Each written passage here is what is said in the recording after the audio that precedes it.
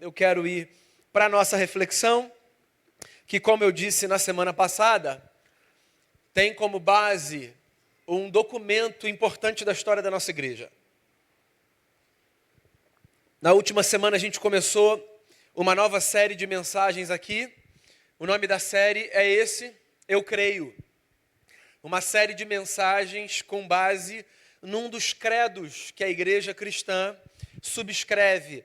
Ao longo da sua história, a igreja tem se esforçado para produzir textos e documentos capazes de expressar as suas crenças, os seus dogmas, as suas doutrinas, como você quiser chamar. Esses documentos marcam, de muitas formas, a trajetória da igreja. Porque ou eles servem com o fim de instruir o povo no que nós devemos acreditar ou no que nós acreditamos, ou eles servem como uma espécie de manifesto, uma espécie de proclamação pública, como se estivéssemos dizendo o seguinte: vocês querem saber no que nós cremos? Aqui está um documento que baliza a nossa fé. Os credos também servem, ao longo da história da igreja, como uma forma de nós reafirmarmos verdade em face de heresias que eram ensinadas. Eu disse uma coisa semana passada e queria reafirmar aqui, sobretudo considerando esse mês de Reforma Protestante. Uma das coisas mais belas da Reforma, penso eu, foi o fato de a Reforma ter dado a Bíblia ao povo. A Reforma Protestante nos deu esse benefício. A palavra de Deus não está mais apenas na mão daqueles que se consideram preparados, chamados, vocacionados para o ofício da interpretação. A palavra de Deus, desde a Reforma, ela está nas mãos de todos e todas, o que é uma coisa maravilhosa, porque cada um pode ler o texto por si. As nossas leituras não precisam de mediação. Uma pergunta que Jesus fazia lá atrás, quando conversava com os seus interlocutores religiosos, ganha força desde a Reforma Protestante. E a pergunta é: como é que você lê o texto? Às vezes nos evangelhos a gente encontra Jesus fazendo essa pergunta a homens que queriam colocá-lo à prova. Ele dizia: você, como é que você lê? Parece uma pergunta boba, mas ela é uma espécie de pergunta que empodera o leitor comum, entende? Como é que você interpreta? Aos seus olhos, o que salta diante dessa passagem? Na história da igreja, a força desse direito do leitor ser o seu próprio intérprete das Escrituras foi perdida, porque a igreja, com o passar do tempo, foi dando o direito de interpretação a uns poucos. O clero, a elite religiosa, essa gente lia por si e por todos os demais. Com a Reforma Protestante, a Bíblia começou a ser traduzida para o vernáculo do povo, não mais no latim, mas na língua que o povo falava. Cada um podia ler por si, fazer suas próprias descobertas, chegar às suas próprias conclusões. Isso é uma grande bênção. Mas, por outro lado, é evidente, isso pulveriza a possibilidade de interpretações distorcidas. Heresia a gente chama na teologia. As heresias não surgiram a partir daí. Antes disso, muitos ensinos distorcidos foram apresentados. Um desses ensinos distorcidos, se você tomar a ortodoxia cristã como régua, foi uma heresia do século IV, ensinada por um bispo de Alexandria, no norte da África, chamado Ário. Essa heresia ficou conhecida por causa dele como arianismo. Essa heresia, em suma, dizia que Jesus não era Deus.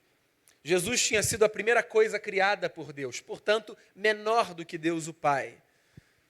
E aí, 318 bispos se reúnem numa cidade chamada Niceia, onde hoje fica a cidade de Iznik, na Turquia. E num concílio, eles produzem um documento, o Credo de Niceia, que a gente leu na semana passada e que eu queria ler agora de novo também. O Credo diz assim: creio em um Deus, Pai Todo-Poderoso, Criador do céu e da terra, e de todas as coisas visíveis e invisíveis.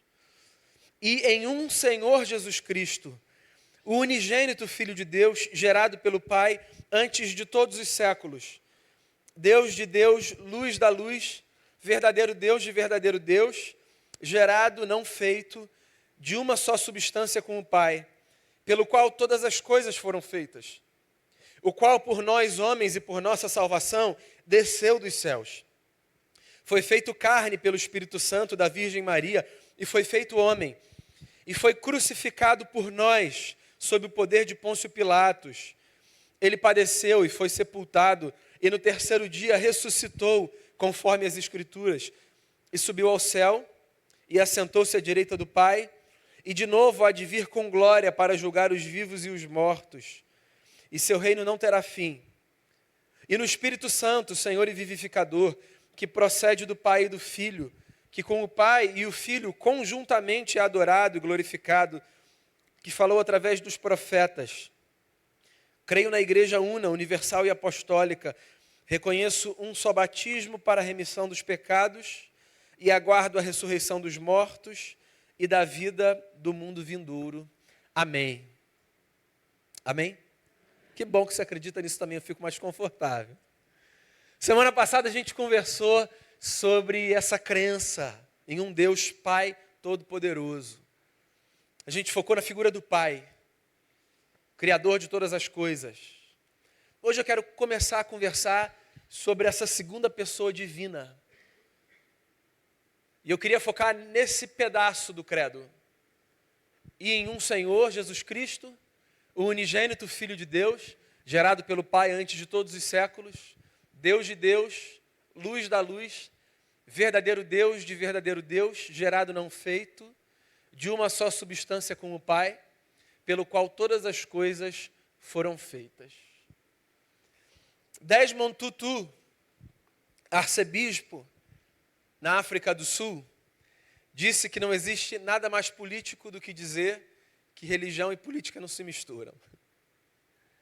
A história da religião necessariamente faz interface com as leituras políticas que acontecem na história. Porque todos nós somos seres políticos, vivemos na polis, pensamos sociedade, afetamos e somos afetados pelo sistema, seja ele qual for, pela cultura. Sem saber, nós utilizamos termos políticos na nossa vivência de fé. Por exemplo, a gente começou esse pedaço, que eu disse que separaria para hoje, dizendo: creio em um Senhor Jesus Cristo. E a gente nem se dá conta de que quando a gente começou a chamar Jesus de Senhor, a gente o fez tomando emprestada essa expressão que era usada num contexto político no Império Romano. A nossa fé nasce num tempo em que aquele pedaço de mundo era dominado pelos romanos, um dos impérios mais poderosos que a história conheceu. Os romanos eram governados pelos Césares. Os imperadores eram conhecidos assim, o César. Eles eram a autoridade máxima do império, a expressão da força, da diretriz, do governo. César era não apenas uma figura política importante, César era, no panteão das divindades romanas, porque a religiosidade romana era politeísta, adorado como um deus. Essa não é uma prerrogativa do Império Romano. Se você olhar a história das civilizações, você vai perceber que não poucas vezes governantes gostam de ser tratados como deuses, como redentores. Existe uma expectativa muito grande que as sociedades colocam na figura dos seus líderes. A expectativa, por exemplo, de que eles os redimam dos males que afetam o povo, de que eles deem um jeito por si no que acontece de ruim, de que eles coloquem as estruturas nos seus devidos lugares. Consciente ou inconscientemente, as sociedades olham para as suas lideranças políticas, religiosas ou de qualquer natureza e projetam nelas desejos de serem redimidas de tudo aquilo que lhes parece estar fora do lugar e que, por conta disso, demande redenção.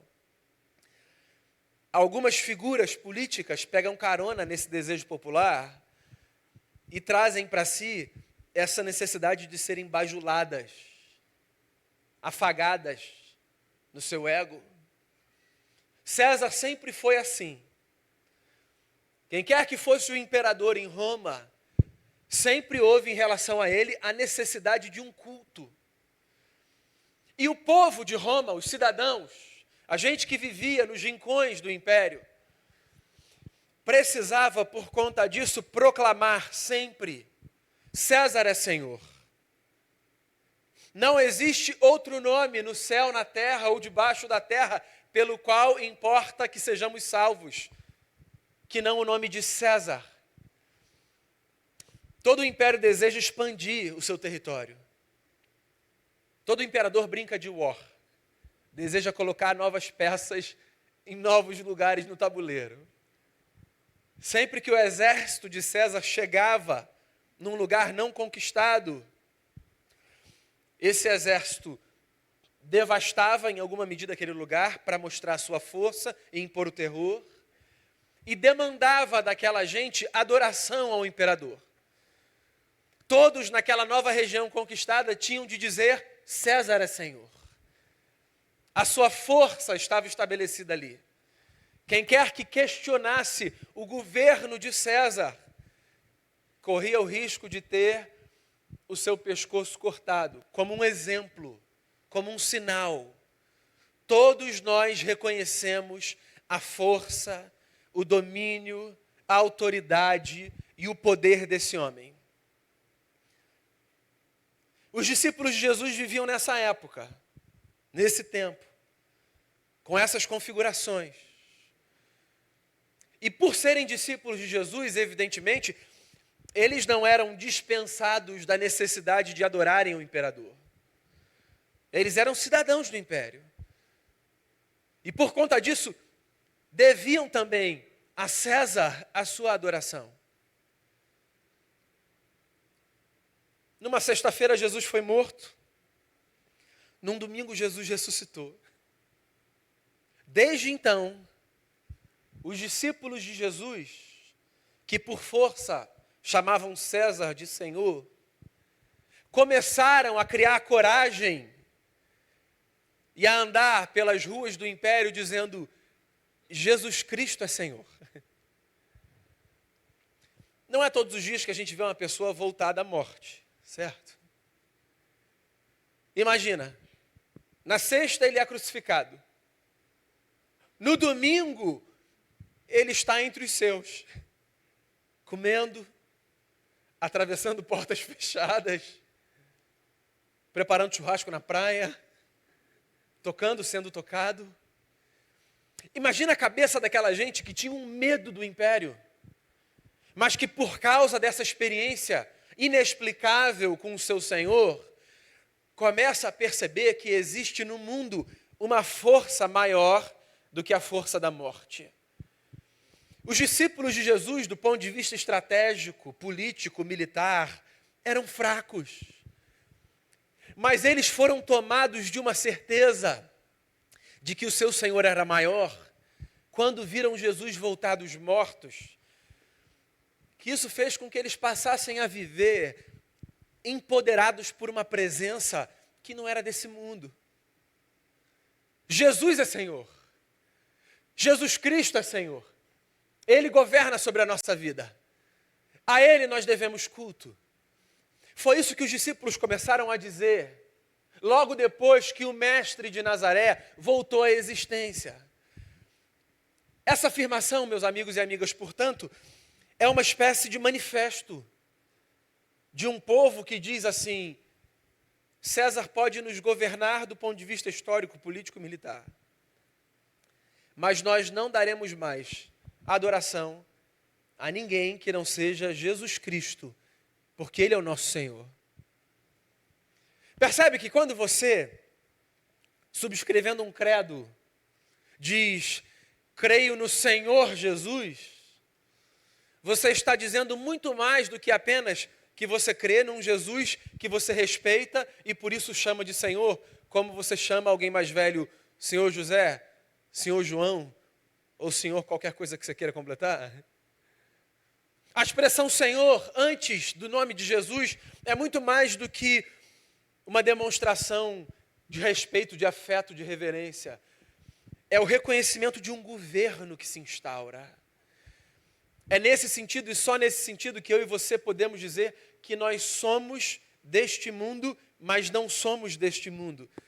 Porque vivemos nesse mundo debaixo de um governo que é maior do que essa história. O imaginário evangélico tem algumas falas muito curiosas, que são cunhadas a partir de não sei o quê.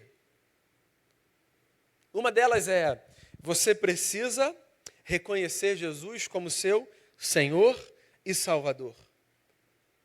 E aí dizem assim: talvez você já tenha reconhecido Jesus como seu Salvador, mas não tenha reconhecido ainda Jesus como seu Senhor. Se você já reconheceu Jesus como seu Salvador, mas não o reconheceu como seu Senhor, você precisa dar mais um passo.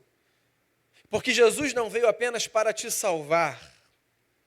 Jesus veio para te governar. Tá, eu entendo essa fala. Mas ela é um discurso cheio de redundâncias.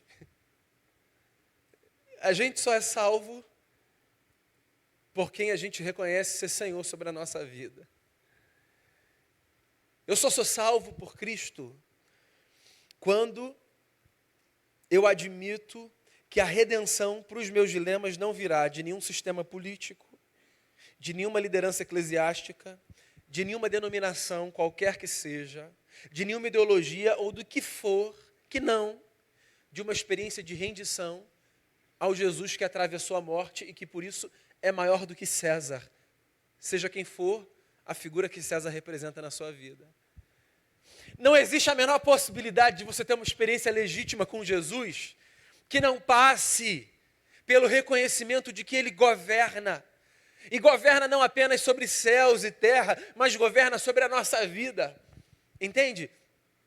Jesus precisa ser para a gente aquele que deixa claro diante dos nossos olhos que nós não damos conta da vida e ponto. Servir a Jesus significa admitir um fracasso absoluto numa jornada de gestão da própria história. Servir a Jesus significa olhar para o espelho e dizer: você não dá conta de si. E ninguém nessa vida dá conta de você. Porque não há esquema humano que seja capaz de nos aliviar das nossas angústias mais profundas, aquelas que estão mais enraizadas na nossa alma. Nós chamamos Jesus de Senhor porque nós admitimos um fato. O fato de que nem aquele que pela força traz para si a necessidade de ser adorado como Deus, nem aquele que faz isso consegue dar conta de si e dos demais. Nós não damos conta de nós mesmos. E é por isso que Jesus, o Cristo, é para nós Senhor. Creio no Senhor Jesus Cristo, creio em um Senhor. Jesus disse isso uma vez. Ninguém pode servir a dois senhores. Ninguém pode servir, ilustrou Jesus, a Deus e as riquezas. Porque em algum momento você vai se agradar de um e aborrecer o outro.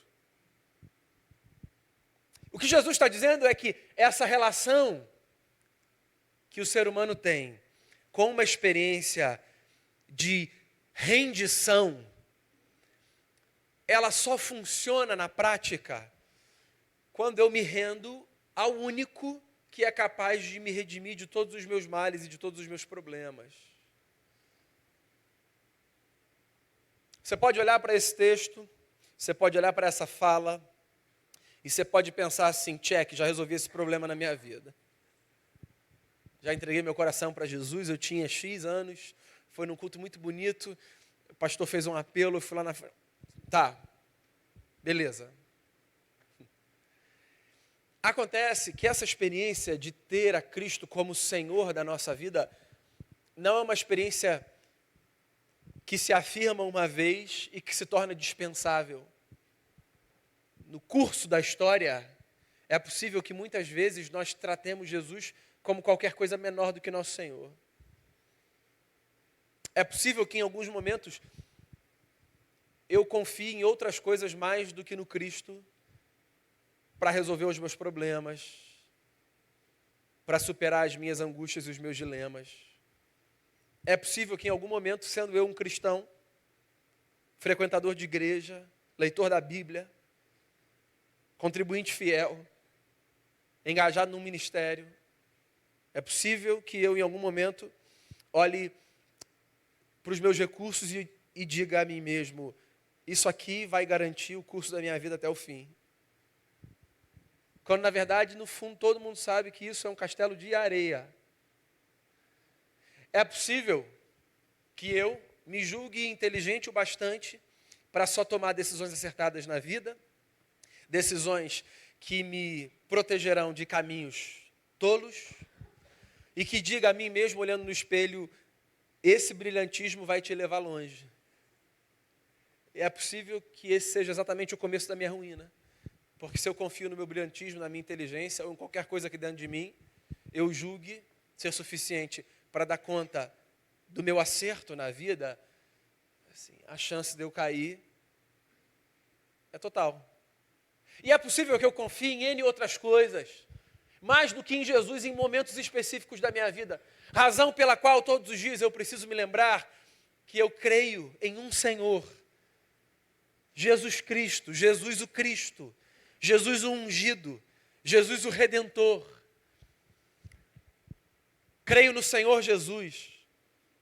Creio que Ele é o unigênito do Pai, gerado de Deus, verdadeira luz de verdadeira luz, um com Deus, gerado, não criado. Você sabe o que essa parte do credo pretende reafirmar? Ela pretende reafirmar que nós cristãos acreditamos que, diferente de todos os homens e de todas as mulheres, Jesus Cristo de Nazaré, nascido de Maria, nascido na história, filho de José, filho de carpinteiro, Jesus o homem, foi o único ser humano que partilhou de uma natureza divina. Jesus foi o único capaz, assim nós acreditamos, de dizer a seu próprio respeito, eu e o Pai somos um. Talvez esse negócio seja um pouco difícil da gente entender. Justamente porque quando a gente olha para o Jesus histórico, o que a gente vê? Um homem, nascido de uma mulher. Um homem como todos os homens. Um homem que viveu, um homem que se sujeitou à lei. Um homem que aprendeu o que homens aprendem. Um homem que pisou o chão dessa história, ou seja, que ao pisar um pedaço específico do chão da história, não pisava todos os demais. Um homem limitado pelo seu corpo. A gente olha para Jesus e a gente vê em Jesus esse homem. No entanto, o mistério do Evangelho está no fato de que quando nós olhamos para esse Jesus homem, nós afirmamos que esse Jesus homem é a encarnação do eterno. Esse é um mistério. Matéria de fé. Existe na fé cristã uma série de coisas sobre as quais a gente pode discutir de maneira racional. Sobre as quais a gente pode conversar, por exemplo, com quem não professa a nossa fé. Há muitas explicações que a gente pode dar para o fato de a gente crer no que a gente crê. No entanto, meus amigos e amigas, eu imagino que vocês já tenham caminhado o suficiente na fé para se darem conta de que existem tantas outras coisas que a gente subscreve por fé. Coisas que estão para além do campo da explicação racional, de uma apropriação intelectual. Quando alguém nos pergunta, mas me explica esse negócio, como é que você está dizendo que Jesus era um com o Pai, o eterno, o intangível, aquele que é espírito? O máximo que a gente consegue chegar, honestamente, é, a gente acredita. A gente acredita que a história foi visitada em algum momento por um homem que é a encarnação do divino, por um homem que é Deus em forma humana, por um homem que, diferente de todos os homens, antes de tomar forma, sendo então a segunda pessoa da Trindade, assim a gente se refere a ele, existe desde os tempos eternos. A gente acredita que Deus é uma comunidade. Eu não sei se você já parou para pensar no mistério da Trindade. O mistério da Trindade é o mistério da crença num Deus que é uma comunidade. De um Deus que, por ser uma comunidade, nos faz lembrar que não há outra possibilidade para a vida que não seja em comunidade. Não há vida fora dos relacionamentos. Deus é uma comunidade de 3 pessoas. O Pai, o Filho e o Espírito, que se honram, que se respeitam, que se completam. Nós cremos no Filho unigênito do Pai. Ou seja, o único que divide natureza com Deus. O único que partilha substância. Teve uma vez que Jesus de manhã ensinava no templo, e aí, enquanto ele ensinava no templo, alguns homens vieram com sangue nos olhos, trazendo consigo uma mulher flagrada em adultério. Lembra dessa história? João 8. E aí eles quiseram colocar Jesus à prova, e eles trouxeram a lei de Moisés, e eles disseram: mestre, essa mulher foi flagrada em adultério, a lei nos diz que uma mulher flagrada em adultério deve ser apedrejada, nós queremos saber o que o senhor tem a dizer sobre isso. Era uma pegadinha. Se Jesus diz, matem essa mulher em conformidade com a lei, eles certamente diriam, e o amor do Senhor pelas pessoas? Se Jesus dissesse, deixem essa mulher ir, o que eles diriam? E o amor do Senhor pela lei de Moisés?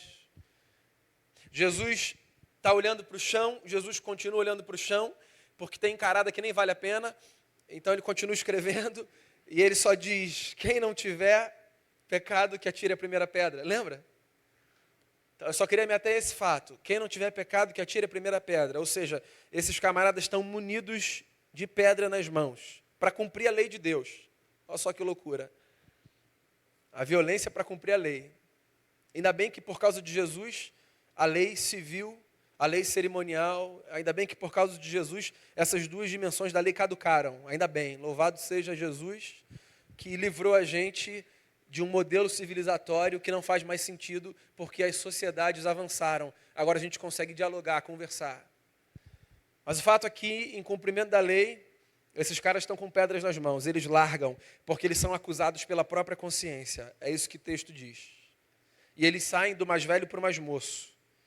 Ou seja, o barulho na consciência foi grande, porque na sociedade judaica, esse movimento de saída seria inverso. O mais moço sairia antes do mais velho, para não constranger o mais velho. Havia essa preocupação no contexto social judaico, de que o mais moço não constrangesse o mais velho, que obviamente ele sabia que tinha pecado, tinha até mais do que o mais moço, que tinha mais tempo de vida. Quem tem mais tempo de vida pecou mais, não tem jeito. Mas o mais velho sai, até o mais novinho. Eles largam as pedras. Quem conta isso é João, capítulo 8. João conta 2 histórias, conta essa e conta uma outra, de uma conversa que Jesus tem com os seus acusadores. É uma conversa sobre filiação. Eles se dizem filhos de Abraão, porque são judeus. Parece que Jesus vai perdendo a paciência e Jesus diz assim para eles uma hora, vocês são filhos do diabo. Deus pode fazer de pedras filhos de Abraão. O pai de vocês é o diabo. E se vocês querem saber, eu falo isso a vocês com autoridade. E aí Jesus usa uma expressão para falar de si, que era o tetragrama impronunciável, a expressão que os judeus usavam para falar do eterno e que eles não conseguiam pronunciar. Quando eles escreviam essa expressão, eles mudavam a pena, em reverência ao nome do eterno, que aparece nas nossas Bíblias traduzidas por Javé, Yavé, Jeová, Yehu, a gente nem consegue nem traduzir. Aparece também no Êxodo como eu sou. Lembra da conversa lá de Moisés? Quando eu for ao faraó, e disser que alguém me enviou com esse pedido de deixar o povo ir para o deserto, quem eu digo que me enviou? Daí o Eterno diz assim, diga que eu sou, te enviou. Jesus, lá em João 8, usa a mesma expressão para falar de si. Eu sou. Ele usa o tetragrama impronunciável, ele usa a palavra santa. E aí, esses caras que tinham largado pedra, o que eles fazem? Pega toda essa pedra de novo aí no chão. Eles pegam pedra para atacar em Jesus. Porque eles não suportam o fato de que um homem pode trazer para si o direito de dizer que é um com Deus. E Jesus não é tolerado. Ele tem que sair dali. Porque os caras que tinham acabado de largar a pedra pegaram de novo para matar Jesus. A mulher não vai morrer, mas o Senhor vai morrer. Ninguém diz isso. Ninguém diz que é um com o Pai. Mas a gente acredita que Jesus é um com o Pai. Gerado de Deus. O segundo Adão. A nova humanidade. Adão significa humanidade. O primeiro modelo de humanidade falhou. Paulo chama Jesus de o segundo Adão. A esperança para os homens e mulheres que falharam. De aprenderem a ser gente de um outro tipo. E por que a gente pode aprender de Jesus a ser gente de um outro tipo? Porque Jesus foi o único homem de um outro tipo. Um com o Pai. Não criado, gerado. C.S. Lewis, um dos meus escritores favoritos, você sabe disso, no livro Cristianismo Puro e Simples, dedica um capítulo para falar sobre a diferença entre sermos gerados de Deus e sermos criados por Deus. E ele tenta fazer essa distinção para explicar por que na fé cristã nós não nos consideramos todos filhas e filhos de Deus a priori. Ele diz o seguinte, que filho é aquele que é gerado do Pai. E que todos nós que não fomos gerados do Pai, somos criatura, porque nós fomos criados pelo Pai. O único que foi gerado do Pai é o Filho, o unigênito. Por isso que em João 3,16, talvez o versículo mais conhecido da Bíblia, a gente diga que Deus amou o mundo de tal forma que Ele deu o seu único Filho. Ele deu o único que foi gerado dele, o único que partilha a natureza. Porque todos nós fomos feitos, somos feitura dele, fomos criados por ele. Mas o mistério do Evangelho é a notícia de que o Filho unigênito do Pai vira o filho primogênito de muitos irmãos e muitas irmãs. Paulo fala disso. Jesus é o primogênito de muitos irmãos e irmãs. O que significa que um mistério pode acontecer na nossa vida. Quando nós, que não partilhamos natureza com o Pai, recebemos o Espírito do Filho que partilha a natureza com o Pai, então, um milagre acontece na nossa história.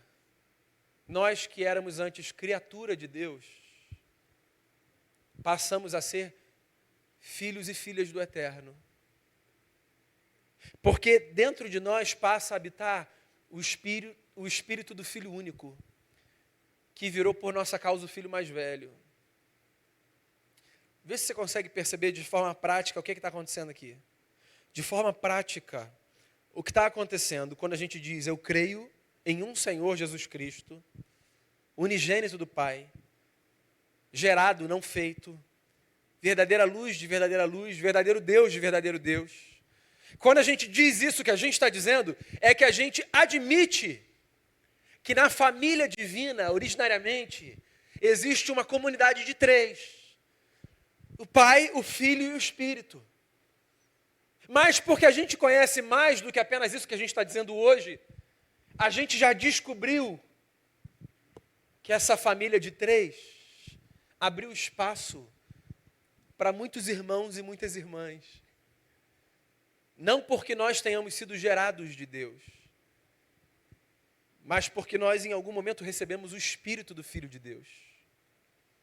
E agora, a gente tem dentro da gente uma natureza para além da nossa, uma natureza que nos preenche, uma natureza que nos redime, que é a natureza do eterno. Esse é o mistério do Evangelho. Deus fez alguma coisa na nossa vida, que é muito mais do que dar um emprego novo para a gente, que é muito mais do que livrar a gente de uma doença ou de um acidente, que é muito mais do que cuidar da gente quando a gente sai e quando a gente chega. Deus deu uma coisa para a gente, que é muito maior do que qualquer outra coisa que a gente possa dizer, foi Deus que me deu. Deus nos deu o privilégio de sermos filhos e filhas. Porque um dia nós olhamos para Jesus o Cristo e nós dissemos, Ele é Senhor, Ele governa. Sobre a minha história, Ele governa. Sobre a minha vida, é Ele que governa. Na minha casa, é Ele que governa. Há governos nesse mundo, e sempre os haverá. Os reinos dessa terra sempre existirão. Mas existe um governo que atravessa a história. O governo do Cristo, que não se ocupa tanto com o poder, com o palácio, com a glória. O governo do Cristo, que não veio para disputar força com César. O governo do Cristo, que é maior do que a tudo e a todos, mas que misteriosamente cabe no nosso coração. O governo do Cristo, que fez com que o seu Espírito escolhesse o seu coração, o meu coração, para fazer morada. Nós somos dessa gente que diz, eu creio no Senhor Jesus Cristo, o Filho único, que virou o primogênito, para que eu e você fôssemos acolhidos nessa família divina. João Calvino disse, comentando o texto de Gálatas 4:4, na plenitude do tempo, Deus enviou seu Filho, nascido de mulher, nascido sob a lei, para resgatar os que estavam sob a lei. Calvino disse o seguinte, o Filho de Deus se fez filho do homem, para que os filhos dos homens fossem feitos filhos de Deus. E esse é o mistério do Evangelho. Mais do que essa família de fé, mais do que a família de sangue, a gente faz parte da família divina. Porque Deus, na sua bondade e misericórdia, abriu espaço na comunidade trinitária, a perfeita família, para que gente imperfeita como a gente fosse acolhida.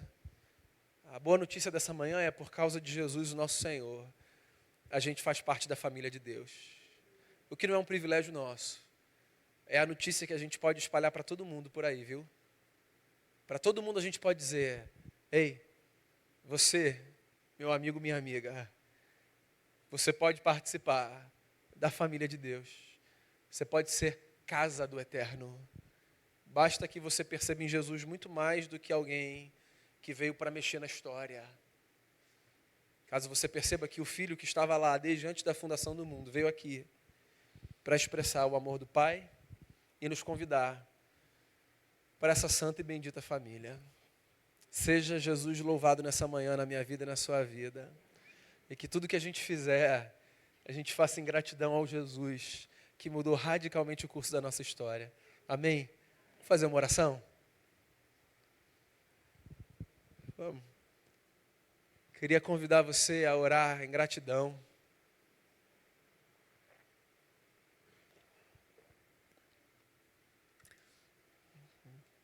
Agradecer a Jesus pelo que você tiver de agradecer.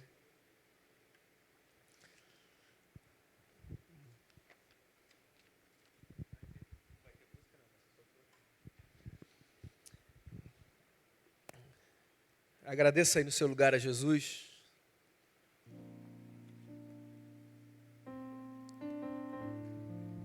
Eu imagino que você tenha muitas razões para agradecê-lo. Tem gente completando o aniversário de casamento hoje. Eu, inclusive. Outros casais também que eu sei. Você pode agradecer pelo que quer que Deus traga ao seu coração. A gratidão é um dos exercícios mais nobres que a gente pode fazer.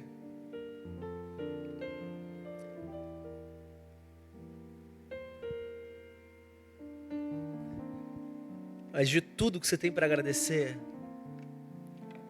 na sua oração, diga a Deus o seguinte: obrigado, Senhor, por me acolher nessa família divina e fazer de mim morada do Teu Espírito. Eu acho que esse é o maior presente que a gente já recebeu na vida. A gente é casa de Deus. Então, se você quiser que eu ore com você e por você, eu vou ter a maior alegria de fazer isso. Eu queria chamar você para vir aqui à frente, para a gente fazer uma oração. O que quer que seja, a gente vai orar e a gente vai agradecer. Saia do seu lugar e vem aqui. Vamos agradecer a Jesus. A bênção de um tratamento que é enfrentado, que é vencido. A bênção de uma enfermidade que é atravessada com confiança. A bênção de um casamento que é celebrado. A bênção de amigos e amigas. A bênção de uma igreja. A bênção de perceber nos desertos não abandono, mas a chance de crescer. A bênção de um trabalho que a gente consegue.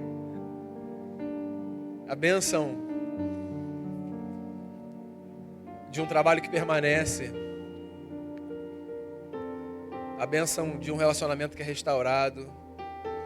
A bênção de crer contra todas as expectativas. A bênção de crer quando tudo leva a não crer. A bênção da gente poder dizer: Jesus é o Senhor na nossa vida. Não fosse o Senhor na nossa vida,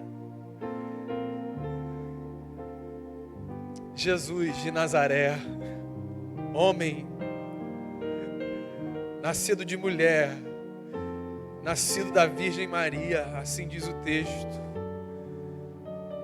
nascido sob a lei, Jesus de Nazaré, a expressão exata do ser de Deus. Jesus de Nazaré, Deus como Ele é. Jesus de Nazaré, nosso Senhor. Na Tua palavra, Deus, nós aprendemos a orar pelas autoridades, nós aprendemos a orar pelos governantes, nós aprendemos a respeitar a lei, mas existe um aprendizado que é maior do que todos esses. Só a Ti nós reconhecemos como Senhor. Tu és o nosso Senhor. Tu és aquele que verdadeiramente governa sobre a nossa vida. As estruturas humanas não dão conta dos dilemas profundos da nossa alma. O nosso dinheiro não dá conta dos dilemas profundos da nossa alma. A nossa família não dá conta dos dilemas profundos da nossa alma. Poder nenhum nessa terra dá conta dos dilemas profundos da nossa alma. O Senhor dá conta deles. E é por isso que de noite, antes da gente dormir, quando a gente abre o coração, é com o Senhor que a gente fala. O Deus que a gente aprendeu a chamar de Pai. É por isso que de manhã, quando a gente acorda e a gente agradece por mais um dia, é ao Senhor que a gente agradece. É por isso que mesmo quando a gente tem de agradecer ao nosso semelhante por algum bem feito, a gente agradece ao nosso semelhante e a gente também diz: graças ao Senhor, Deus, pela dádiva daquele que foi um instrumento nas Tuas mãos, porque nós somos servos e servas de Jesus de Nazaré. Tu és Deus, Tu és Senhor, e a gente quer oferecer a Ti um trono de gratidão. A gente quer oferecer nessa manhã a Ti a nossa sincera gratidão por casamentos que se celebram, por lutas que se atravessam, por enfermidades que se vencem, por desertos que são vividos. Nós queremos agradecer ao Senhor por tudo, porque o Senhor é bom e a gente conta com o Senhor na vida. Obrigado por a gente poder afirmar, nós cremos no Senhor Jesus Cristo. E que a gente diga por aí, com a vida, mais do que com as palavras, que existe um governo que não é desse mundo, que dá conta da nossa história, e que esse governo é o governo de Jesus, o unigênito do Pai, que virou o primogênito de muitos irmãos e muitas irmãs. Obrigado por acolher a gente na família divina. Esse é o mistério da graça. Que o Teu Espírito seja soprado sobre a nossa vida. Que todo mundo saia daqui embalado pela leveza da graça. E que a gente dê graças a Jesus por tudo. No nome dEle, o nosso Senhor, que eu oro agradecido. Amém. Amém. Volte para o seu lugar. Abençoado por Cristo Jesus, nosso Senhor. Deus cuide de você sempre. Você tem uma família, a família de Deus.